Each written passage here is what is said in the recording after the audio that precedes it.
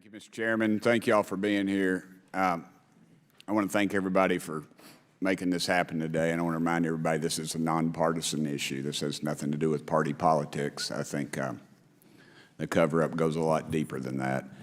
I also want to thank my colleagues, Representative Anna Paulina Luna, sitting beside me here, Jared Moskowitz, my friend across the aisle, has an incredible mind, and I'm anxious to hear his questions. My buddy Eric Burleson, and it's not in my notes here, but Matt Gates. If it hadn't been for Matt Gates, myself, him, and Luna would still be down at Eglin Air Force Base trying to get some answers. He's got an incredible legal mind. Also, I know I saw it in the crowd there, George Knapp, my buddy Jeremy Corbell. They're not witnesses, but they've provided some statements on this subject, and I seek unanimous consent to enter those statements into the record, Mr. Chairman. Without objection.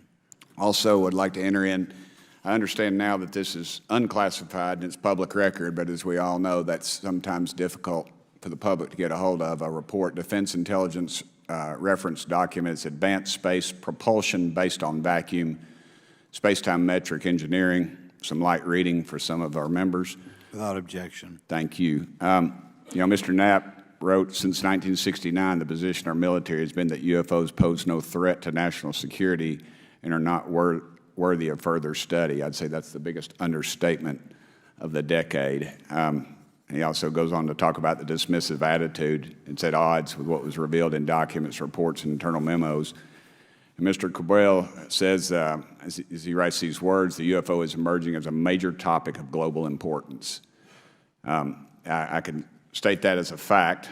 Out there, I met a fellow who came in here all the way from Denmark to be here for this meeting. So this is huge. This is worldwide. I think we suspect what's going on, but I'd also like to thank the members of Congress who have supported our efforts to make this hearing happen. Some have even confided to me that they've had UFO sightings of their own. Those members, of course, some of them wish to remain anonymous, and I'll keep it that way. But also, finally, I'd like to thank these three brave witnesses here. They took an oath. They took an oath to uphold the Constitution of the United States, and dadgummit, they're doing it. And we owe them a debt of gratitude.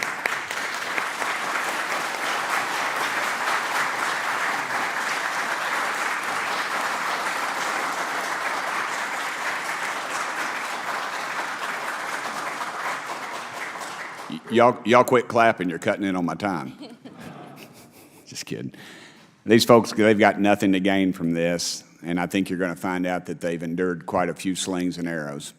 We need to remember them in our prayers and their families. And I'm thankful to them for their honest testimonies.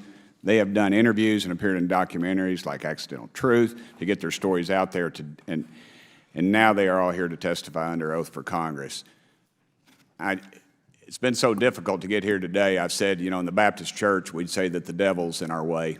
And the devil has been in our way through this thing. We've run into roadblocks from members, from the intelligence community, the Pentagon. I proposed legislation to go in the FAA reauthorization that just said if an airline pilot has a sighting, that when he makes that report to the FAA, that it would come to Congress. But I was told that the intelligence community did not like that, and the amendment was not even heard in committee. I think it's time for this country to take back our country. We need to tell the folks at the Pentagon they work for us. Dadgummit, we don't work for them. And that's exactly the point. This is an issue of government transparency. We can't trust a government that does not trust its people. We're not bringing little green men or flying saucers into the hearing. Sorry to disappoint about half y'all. We're just going to get to the facts. We're going to uncover the cover-up, and I hope this is just the beginning of many more hearings and more people coming forward about this. And I yield back the remainder of my time.